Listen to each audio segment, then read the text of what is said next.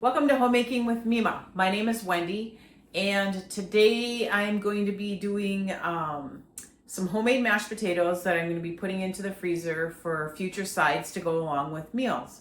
And I'm going to bring you along with. So let's go get this done.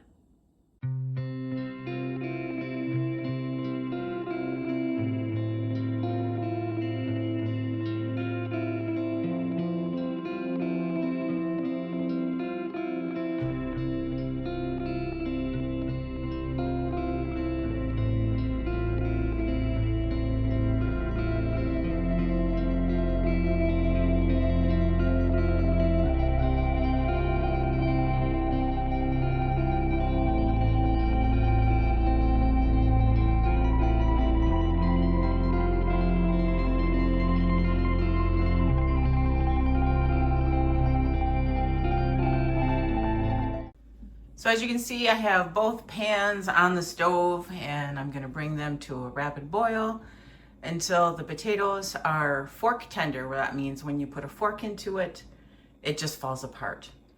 And with potatoes, you have to start out with cold water and then bring it up. That's just the best practice. If you do it differently, that's okay.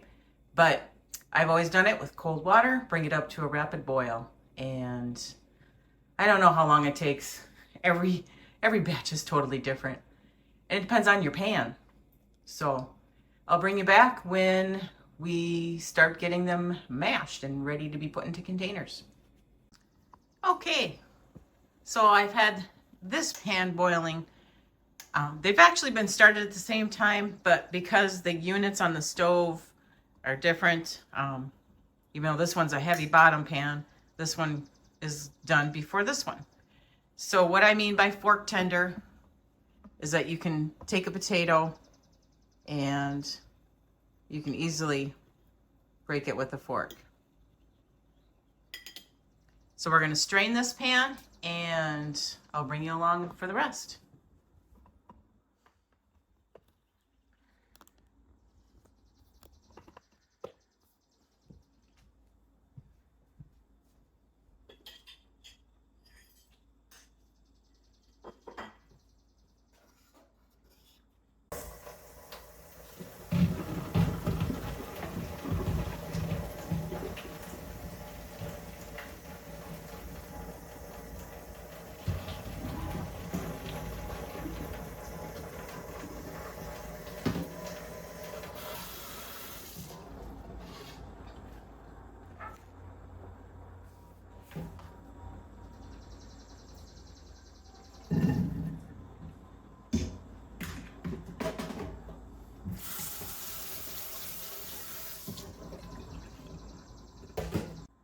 So now I've strained them, and to make my life easier, I put the pot into the sink, and then I start to mash them before I add anything. I'm going to be putting salt and butter, and let me get the sour cream out. I always put sour cream in. I don't put any milk in. I haven't put milk in my mashed potatoes in years. I usually just add sour cream. So what I did was I took a stick of butter, cut it in half, and then I cut it into, little cubes. And that's what I'm going to do. And I don't know how much sour cream I put in. I just eyeball it. Because that's how I cook. And I apologize.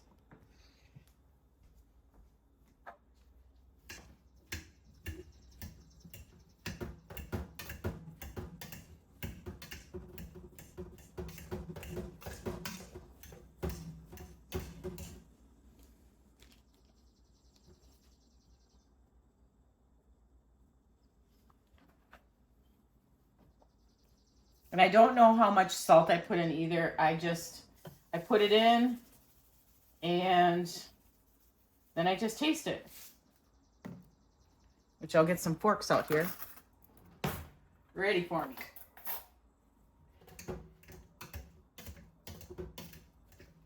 I don't use my mixer. You can. To me, it's just easier. Less dishes. To just do it by hand.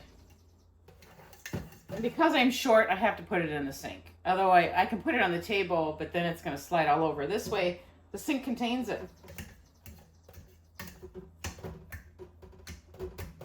My family likes to have a little bit of chunk in their mashed potatoes. They don't like them super creamy, you know, super creamy. That's how you would put it. I've done that before. And I've had my older daughter, back when she was a teenager, tell me, these aren't right. These aren't homemade mashed potatoes. And I'm like, yes, they are. They're homemade mashed potatoes. She said, homemade mashed potatoes have little chunks in them. So I've been making my potatoes like that ever since. And I'm going to give this one a stir just to keep an eye on it.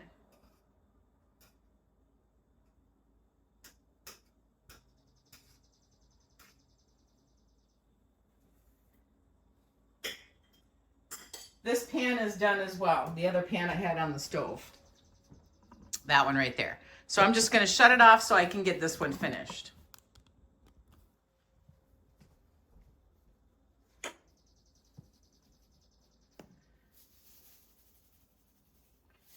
Potatoes take a lot of salt. But if you're on a no salt diet, then don't put the salt in. You can salt it when you go to serve it. Or each person can salt it. Give it a taste.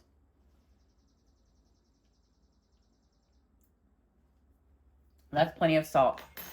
So then what I do is, I told you I eyeball it. I just get a tablespoon and I put a couple dollops of sour cream in with it. That's it.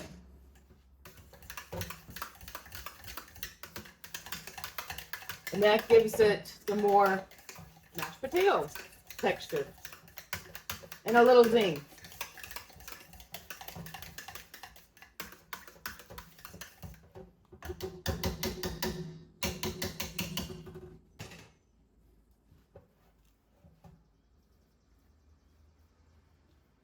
Now I have some homegrown parsley that I'm going to put into this just because I need to use it up before I grow my new parsley. And I have 2 jars of it. So I'm going to put a little bit of parsley, and that doesn't give any flavor at all. It's just going to make it look appealing.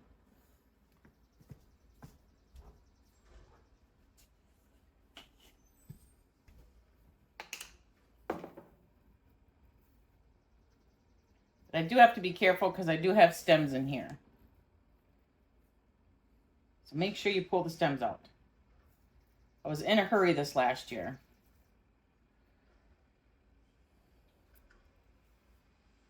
And I already got a stem in there. I think what I'll do is I'll crush it in my hand first. Then pull the stems out.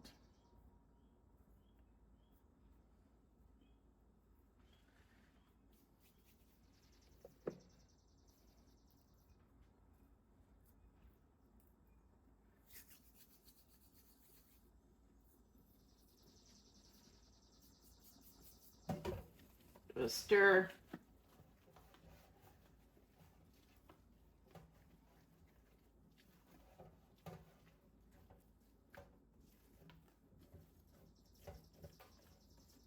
A little bit more parsley.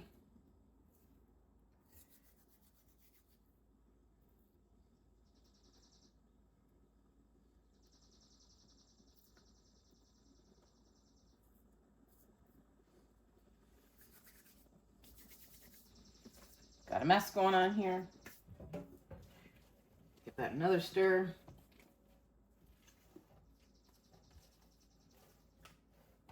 Well, that looks good. So then I'm going to set this on my kitchen table and let it cool before I put it into containers. And then I'm going to do my second batch as well.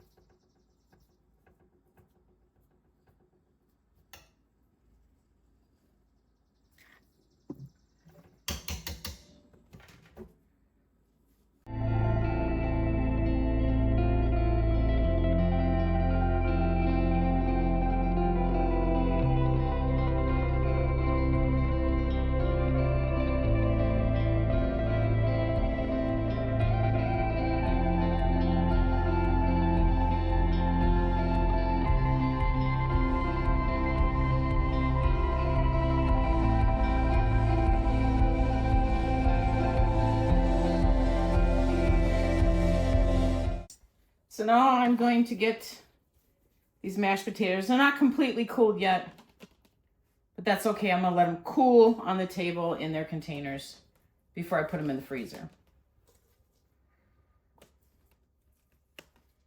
And I never know how much I'm gonna get. That was a 10-pound bag of potatoes. I did use some for my beef and barley stew. And so I put enough into a container that would be enough for a meal. This one here would be for a larger meal, maybe some little bit of leftovers, or if we have someone else eating with us. It wouldn't be enough for more than 3 people, but it will be for 2 with leftovers. And if there's more than one person eating, like let's say you can do this for the holidays. If you want to get your mashed potatoes and you want to make them homemade, you want to get them made up ahead of time, you can make this and you can actually freeze it in a large Pyrex baking dish. If you don't want to use foil, or to make life easier for you, you can use a large foil pan. You can do exactly the same thing and you can put it in there and you can put it into the oven and heat it that way. Now there is a trick to homemade mashed potatoes and reheating them. When you thaw them out in the refrigerator after they've, been frozen for, let's say, a couple weeks, you decide you want to have meatloaf and mashed potatoes. You take one out probably 2 days before you're going to have your meal. Then I put it into a microwave safe Pyrex container, and then I microwave it. You're going to think that you have a failed batch of mashed potatoes because it's going to be the consistency of like a soup, like a soupy mashed potato, and you're going to think, what did I do wrong? I did something wrong. No, you did not. You did not do anything wrong. My suggestion to you is when you get it into the large Pyrex, into a microwave safe container, microwave it for 2 minutes, give it a really good stir, throw it back into the microwave, do another 2 minutes, bring it out, give it a good stir, and you're going to start to notice that it's going to thicken up little bit by little bit. Throw it back into the microwave, give it another 2 minutes, and then you're going to really notice that it's thickening up. And then you just give it a good stir, check to see the temperature. If it's hot enough for you, I usually throw it back in for another 1.5 minutes to even 2 minutes and get them piping hot. And they are the nice, thick consistency of mashed potatoes. Don't think you did anything wrong. I did that the first time I did this and I was so devastated. I threw it all away. Don't do that. Don't do that. Just keep microwaving it and it will come back to the consistency of your homemade mashed potatoes. Think of it as if, if you've ever eaten a TV dinner, and in a TV dinner, you usually get your meat or whatever you're having, there's a vegetable, and then there's a little container of mashed potatoes. And it says when you microwave the TV dinner, or if back in our day we cooked them in the oven, in between the process of it cooking, you had to give the mashed potatoes a stir, and they were like soupy. Okay, and you're like, what? These aren't going to turn into mashed potatoes. And magically they did. And I am assuming, I don't know, I'm not a professional, like my chemistry, nope.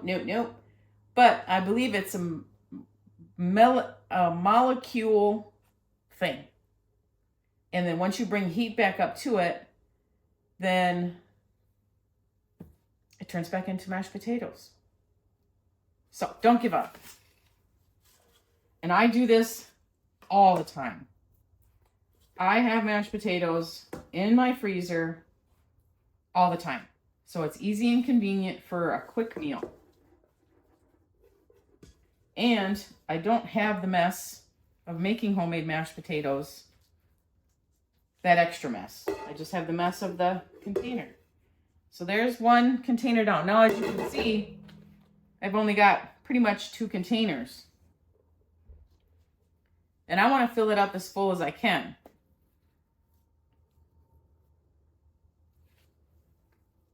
I only have a couple of these round containers left, and I usually use them for the mashed potatoes. I like the square ones better because they fit better in your freezer for stacking in that.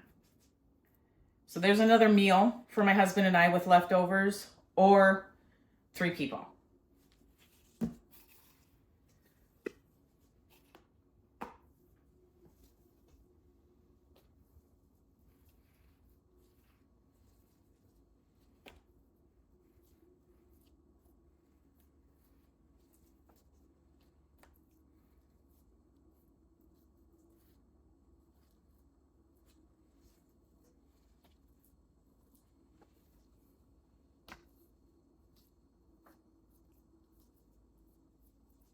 There, I'm gonna let these completely cool. I'll get this into a smaller container. There's not much there. I'll probably just leave this out for, I'll probably have some for lunch today. And then there'll be a little bit left. And if my husband wants to take it to work with a little bit of butter with it, microwave it, and it's all carbs, but it'll fill you up. So out of that 10 pounds, I got 3 containers. Good enough, like I said, for 2 people with leftovers or seconds, or just enough for 3 people. So before I get these into the freezer, I always put a layer of saran wrap on it. It just helps, because this could be in here in the freezer for anywhere from a week to up to 3 months. I wouldn't go past the 3 months. Try to force yourself to eat it if it's past that date. So,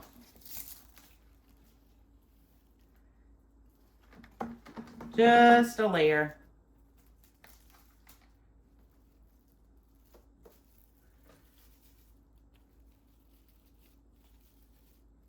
Oops. And it just helps with freezer burn because you're going to get a little layer of ice on there.